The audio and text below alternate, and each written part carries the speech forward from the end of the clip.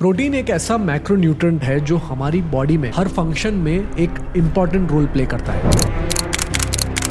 चाहे आपको weight gain करना हो या फिर वेट लॉस करना हो, या आपको सिर्फ फिट रहना है, या आपको अपनी ओवरऑल हेल्थ पे ध्यान देना हो, प्रोटीन का सही मात्रा में बॉडी में जाना बहुत इंपॉर्टेंट है। लेकिन प्रॉब्लम हमारे लोगों के बीच में यह है कि अगर हम उनको बोलते हैं कि आपको प्रोटीन कंज्यूम करना चाहिए, तो वो सोचते हैं कि हम सिर्फ वे प्रोटीन कंज्यूम करने के लिए बोल रहे हैं, और उनका डायरेक्ट रिलेशन मसल गेन की तरफ जाता है कि अगर मुझे मसल गेन करना है तभी मुझे प्रोटीन खाना चाहिए, जबकि ये गलत है। एक अच्छा प्रोटीन इंटेक आपका इम्यून सिस्टम बेटर करेगा, आपके ओवरऑल बोन्स को स्ट्रॉन्ग करेगा, आपके हार्मोनल हेल्थ को इम्प्रूव करेगा और आपके एनर्जी लेवल्स वो भी मेंटेन रहे। और ये सब जानने के बाद भी लोगों का मेन क्वेश्चन यही रहता है कि हमें कितना प्रोटीन कंज्यूम करना चाहिए। तो आज इस वीडियो में मैं बात करूंगा कि आपकी प्रोटीन रिक्वायरमेंट कितनी है और उसको कितना कंज्यूम करना चाहिए। तो सबसे पहले बात करते हैं प्रोटीन की नीड्स की, कि आपको कितना प्रोटीन खाना चाहिए। अब ये बहुत सारे फैक्टर्स पे डिपेंड करता है। आपका जेंडर क्या है, आपके एक्टिविटी लेवल, आपकी एज कितनी है और आप किस टाइप की फिटनेस एक्टिविटी करते हैं या नहीं करते, उसको रिकमेंडेशंस के हिसाब से अपनी बॉडी वेट के बराबर में ग्राम्स में प्रोटीन कंज्यूम करना चाहिए। जैसे कि अगर आपका वेट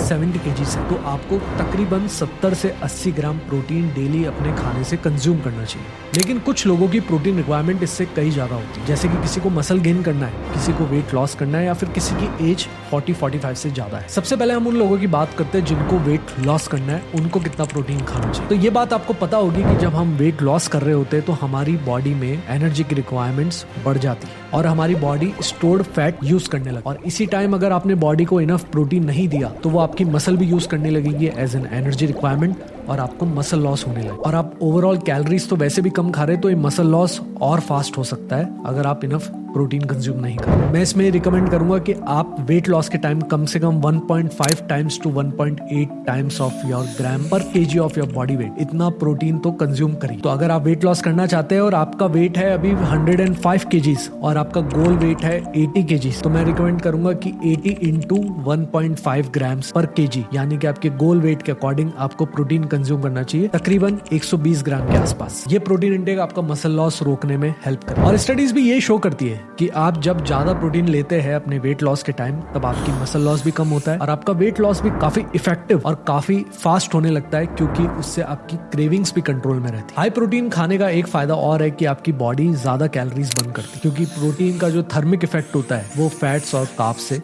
ज्यादा होता है। इसका एक सिंपल एग्जांपल मैं समझाता हूँ। अगर आप 100 कैलोरी कंज्यूम कर रहे हैं तो उसमें से 20 से 30% कैलोरीज आपको प्रोटीन डाइजेस्ट करने में यूज करेगी आपकी बॉडी। अब वेट लॉस की बात तो हमने कर ली, अब बात करते हैं मसल गेन की, कि मसल गेन करते टाइम हमें कितना प्रोटीन खाना चाहिए। और स्टडीज के हिसाब से आप देखो तो मसल ग्रोथ के टाइम आपको कम से कम अपनी बॉडी वेट का 1.6 ग्राम प्रोटीन इंटेक रखना चाहिए। फॉर एग्जाम्पल, अगर आपका वेट 70 kgs है तो मैं सजेस्ट करूंगा, अगर आपका गोल मसल गेन है तो तकरीबन 110 से 120 ग्राम प्रोटीन का इंटेक डेली अपनी डाइट में रखिए। अगर आप 80 kgs के हो तो इसका भी 1.6 टाइम्स रखना है। स्क्रीन पे दिए गए कैलकुलेटर को आप स्क्रीनशॉट लेकर लेटर ऑन रेफरेंस के लिए यूज कर सकते हैं। एक और इम्पोर्टेंट बात यह है कि मसल गेन के टाइम अपने प्रोटीन को इवनली स्प्रेड करना अपनी डाइट में दिन भर में थोड़ा इम्पोर्टेंट होता है। जैसे कि अभी हमने बात करी थी कि 70 kgs का जो इंसान है उसको 110 ग्राम प्रोटीन खाना है, तो मैं सजेस्ट करूंगा कि दिन भर में वो 3 मील ले और 3 मील के अंदर 30 to 35 ग्राम ऑफ प्रोटीन हर मील के अंदर इंक्लूड करें। अब हमने वेट लॉस की बात कर ली कि प्रोटीन की रिक्वायरमेंट कितनी होती है,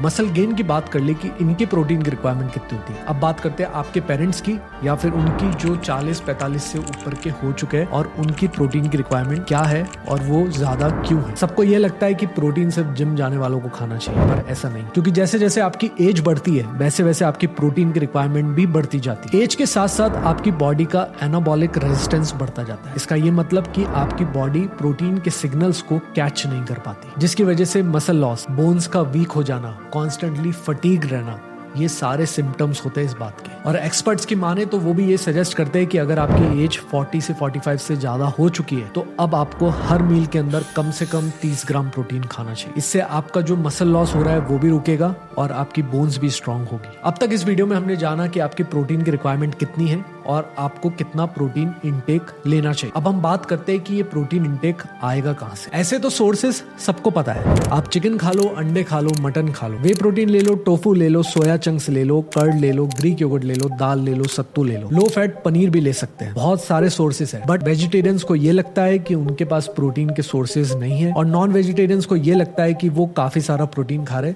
जो भी एक रियलिटी नहीं। तो मैं आपको कुछ सिंपल मील एग्जांपल देता हूँ। जैसे कि आप एक टोफू या सोया का पुलाव बना सकते हैं। अगर आप उसमें 150 से 200 ग्राम टोफू यूज करेंगे या फिर कुछ 50 ग्राम सोया चंक्स यूज करें, तो राइस का प्रोटीन मिला के आराम से 25 से 30 ग्राम प्रोटीन हो जाएगा उस मील के अंदर। वहीं अगर ये कोई नॉन वेजिटेरियन है जो चिकन खाता है, तो वो आराम से चिकन बिरयानी जैसी चीज बना सकता है, तेल को ध्यान में रखकर। उसमें उनको काफी प्रोटीन मिल जाए। 100 ग्राम चिकन ब्रेस्ट के अंदर तकरीबन 25 से 30 ग्राम प्रोटीन मिलता है। अगर आपको सोया चंक्स पसंद नहीं है तो आप साथ में ग्रीक योगर्ट खा सकते हैं 200 ग्राम, उसके अंदर आपको 22 से 25 ग्राम प्रोटीन मिलेगा। और अगर आपको ग्रीक योगर्ट नहीं मिल रहा तो आप अपने नॉर्मल आटे के अंदर सोया का आटा मिला सकते, उसके अंदर थोड़ा और बेसन मिला सकते हैं, जिससे कि आपकी एक रोटी जो तकरीबन 3 ग्राम प्रोटीन देती है, वही रोटी आपको 10 से 12 ग्राम प्रोटीन देने लगी। और अगर आपका बाहर कुछ खाने का मन हो रहा है तो मैं आपको एडवाइस करूंगा कि स्टिक टू प्रोटीन बार्स, या आजकल मार्केट में प्रोटीन वेफर्स और ऐसी चीजें भी मिलने लग गई है जिसको आप as a protein source consume कर सकते हैं, मॉडरेशन। तो यही थे कुछ सिंपल आइडियाज कि अपनी डाइट में प्रोटीन इंटेक कैसे इंक्रीज करें। एंड में मैं बस इतना ही कहना चाहूंगा कि चाहे आपका गोल है मसल बिल्डिंग या फिर फैट लॉस या फिर आपकी मेंटेनेंस, हेल्थ मेंटेनेंस या जनरल हेल्थ, प्रोटीन इंटेक आप सबके लिए जरूरी है। आपके पेरेंट्स के लिए भी जरूरी है और आपके ग्रैंड पेरेंट्स के लिए भी जरूरी है। अगर आपको इसके बारे में कुछ सवाल है, कुछ डाउट्स है अभी भी आपके दिमाग में प्रोटीन इंटेक को लेकर, तो प्लीज उसको कमेंट्स में लिखिए, मैं उसका रिप्लाई करूंगा। और अगर आपको अपना डाइट प्लान रिव्यू करवाना है फ्री में किसी सर्टिफाइड कोच से या डॉक्टर से, तो हमारी टेलीग्राम कम्युनिटी भी ज्वाइन कर सकते हैं। सिंपली टेलीग्राम पे जाकर सर्च करिए fitness community by the PFC club. वहाँ पे ऑलरेडी 20,000 मेंबर्स हैं, सब अपनी डाइट प्लान्स भेजते रहते हैं और वो रिव्यू होती रहती है constant. It's all for free. मिलते हैं नेक्स्ट वीडियो में।